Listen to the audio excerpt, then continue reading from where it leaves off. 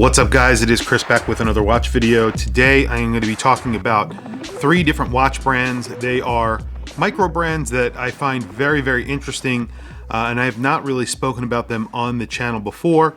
Before I get into it, please don't forget to like, subscribe, hit that bell icon. It is super helpful for the channel and I appreciate it. So getting right into it, Ikepod is a brand that was around during the 90s. It was a Swiss company started by Oliver Ike and Mark Newson. Mark Newson actually made the design for the Ikepod, the original one. And the company was actually sold off. The name was sold off to a new company that just took it over. And they actually started making some newer versions of the Ikepod in quartz. So they made a few different quartz versions, and now they're coming out with an automatic version of the Megapod, which was the original design from Mark Newson. Coming in at 46 millimeters, which is kind of true to the original. These don't have lugs. It's like a disc almost, a circular disc case. 18.25 millimeters thick, so very thick. Again, kind of in line with the original 316L stainless steel. They're coming out with a bunch of different variants, about 11 in total. 50 meters of water resistance. These are going to be on a black silicone strap. Again, very, very in keeping with the original. These are getting a Miyota 9015, I believe. They are getting a 9000 series movement, so should be pretty cool, and I believe they are in the 700s. These are on Kickstarter, so you could definitely find them on Kickstarter. It is probably going to get funded. The original Kickstarter did get funded for the Ikepod when they relaunched, so these probably will get funded. Now onto a watch that I find extremely cool is the Autodromo Group B Series 2 Safari. This is an integrated bracelet watch. It has a Miyota 9015.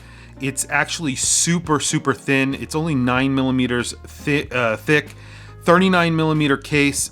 But this Safari edition gets a really cool treatment. The case and bracelet have a green color to them. Looks really, really cool. It's a combination of titanium and stainless steel. Just a really, really cool watch. And if you've ever seen these watches, Autodromo are really, really inspired by automotive, by cars in general. So we're talking about like Ferraris. If you follow them on Instagram, they're constantly posting vintage cars and of course watches, but they're posting vintage Ferraris, Lamborghinis, Alfa Romeos, and cool watches, cool cars like that, and also a lot of watches as well. They're definitely inspired by 70s watches and vintage cars. Really cool brand, and this is a really, really cool integrated bracelet automatic watch. Really just a nice watch. The Group Bs have been around for a little while. The bracelet is very, very nicely made, and I actually think I want to pick up one of these. I'm trying to move around some watches so that I could afford one. These come in at around $975, so they're not out of the ballpark. It does have a Miyota movement, and it is kind of expensive for that, but you are getting a really nice integrated bracelet. Just a beautiful watch. The colorway on this, the green, is so cool. It's like a PVD coated case and bracelet, so it has that greenish hue to it. Something very, very different. It says Safari on the dial. Looks really, really cool. The next watch and next brand that we're going to talk about is Baltic, another really great brand. This is a French brand. They're doing a crossover with Worn and Wound. I believe this is not the first time they've done this. This is a limited edition. They're doing their Bi-Compax and HMS. The Bi-Compax actually is getting a Seagull movement, the ST1901.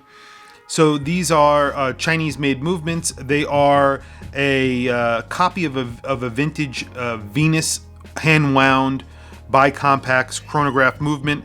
So they're testing these and regulating these in France. So they're actually pretty good movements. They look really good. And some other watch manufacturers actually use this movement. It's not uncommon. And these aren't coming in very, very expensive. They also are getting a really nice textured salmon dial, and I think that's really the party trick of these watches. They look really, really, really good. And I believe the chronograph is in the $700. They're also making the HMS, which is their basically their dive watch. That is getting a run-of-the-mill sort of Miyota movement. I think it's an 8000 series. Not such a great movement. They're coming in at 38 millimeters with 50 meters water resistance. They're giving you blue shell Cardovan leather straps, acrylic crystals which are domed.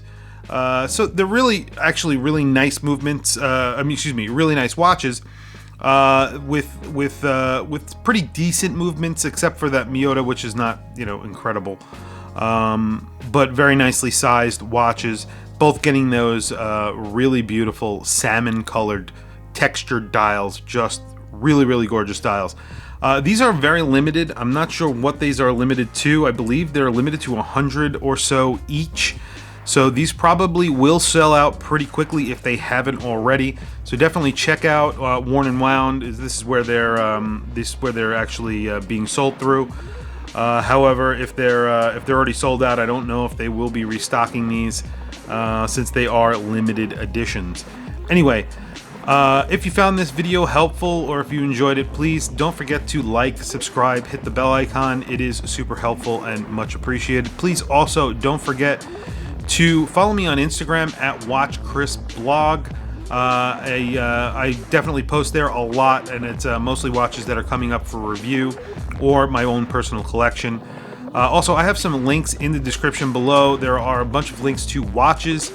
Even if you don't buy one of those watches, if you use those links to purchase anything, Amazon compensate me slightly, and it doesn't cost you any extra money, and it definitely helps support the channel.